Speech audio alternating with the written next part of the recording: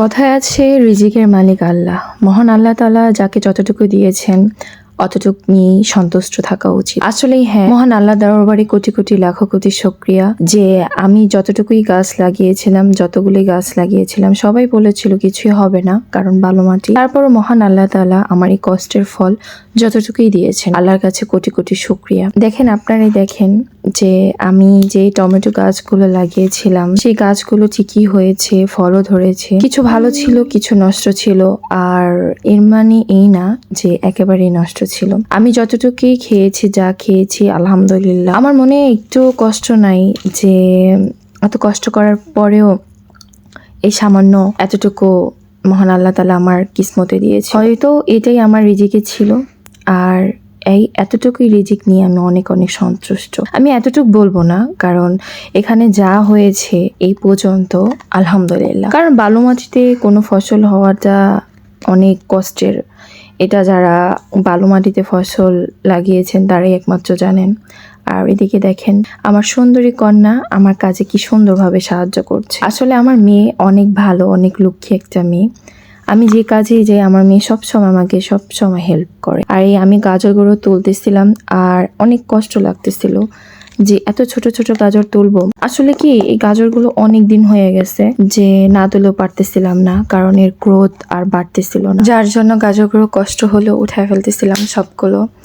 আর এই গাজরগুলো দেখতে হয়তো বা ছোট ছিল, কারণ আপনাদের মনে হতে পারে যে এখনো হয়তো বাতি হয় নাই বা এটা খাওয়ার যোগ্য না, কিন্তু না, গাজরটা আসলে অনেক মিষ্টি ছিল। নিজের হাতে লাগানো ফলগুলো খাওয়া যখন হয় তখন এতটা ভালো লাগে, যেটা যারা লাগান সেটা সবাই জানেন যে নিজ হাতে লাগানো ফলগুলো কতটা মধুর মিষ্টি। এটা আসলে অন্যরকম একটা ফিলিংস।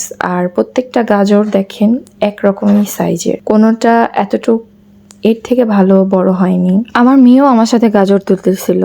আর এদিকে আমার বেগুন গাছে কি সুন্দর বেগুন হয়েছে মাশাআল্লাহ। আর বেগুনের সাইজটা প্রায় বেগুন গাছ থেকে বেগুনটা বড় হয়ে গেছে। মহান আল্লাহ তাআলার রহমত না থাকলে এটা কখনো সম্ভব হতো না।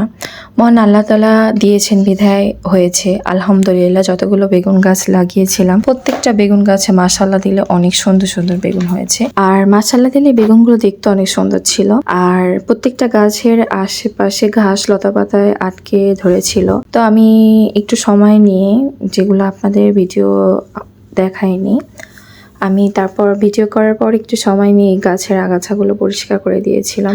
আর প্রত্যেকটা গাছের যখন দেখেছি এরকম এত সুন্দর সুন্দর বেগুন হয়েছে, তখন আর আমার নিজের আবেগ আমি ধরে রাখতে পারিনি। আমার কাছে এতটা পরিমাণ ভালো লাগছিল যে আপনাদের সাথে না শেয়ার করে পারলাম না, এই জন্য আর কি ভিডিও করা। আর এদিকে যে কোমর গাছ লাগিয়েছিলাম, আর সেই কোমর গাছও ফুল ধরেছিল, যদিও কোমর বড় হতে পারেনি, কারণ অনেক পোকা ছিল, পিঁপড়ে ছিল, যেগুলা কোমরগুলো খেয়ে ফেলছিল, যার কারণে কোমর গাছে কোমর বড় হতে পারেনি। আর এদিকে আমি এই বেগুনটা অনেক বড় হয়ে গেছে, আর এই জন্য বেগুনটা ভালো করে ছিঁড়তেছিলাম। আর বেগুন গাছের বেগুনগুলো এত পরিমাণ শক্ত যে এগুলো ছেঁড়া অনেকটা মুশকিল হয়ে গেছিল আমার পক্ষে।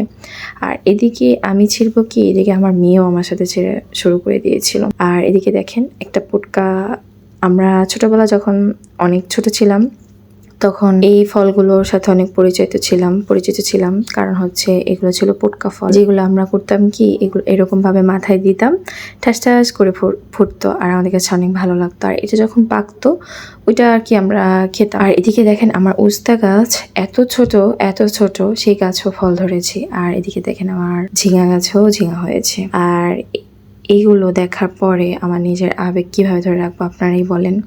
কি সুন্দর প্রত্যেকটা গাছে ফল হয়েছে, হোক সাইজে ছোট হোক, সেটা আমি খেতে পারিনি, তার যে দেখার ভিতরে যে কি শান্তি আছে সেটা আপনাদের বলে বোঝাতে পারবো না। আসলে আমি দেখে অনেক খুশি হয়ে গেছি। আর দেখেন কতগুলো ফুল ধরেছে মাশাআল্লাহ দিলে প্রত্যেকটা গাছে প্রত্যেকটা ফুলে। আর আমি বিশেষ করে আমার হাজবেন্ডরা অনেক পছন্দ করে, আমারও অনেক পছন্দ, তো আপনাদের সাথে না শেয়ার করে পারলাম না। আর আমার মেয়ে দেখেন এটা ছেড়ার জন্য অনেক পাগল হয়ে গেছে, সে তো আজকে পুরাই এক্সাইটেড হয়ে গেছে, সে আজকে পুরাই খুশি হয়ে গেছে। এগুলো একবার এই গাছ দেখতেছে আর একবার ওই গাছ দেখতেছে, ও চায় সবগুলো ছেড়ে ফেলবে। যাই হোক, আজকে ভিডিও এই পর্যন্তই। সবাই ভালো থাকবেন, আমাদের জন্য দোয়া করবেন। আল্লাহ হাফেজ।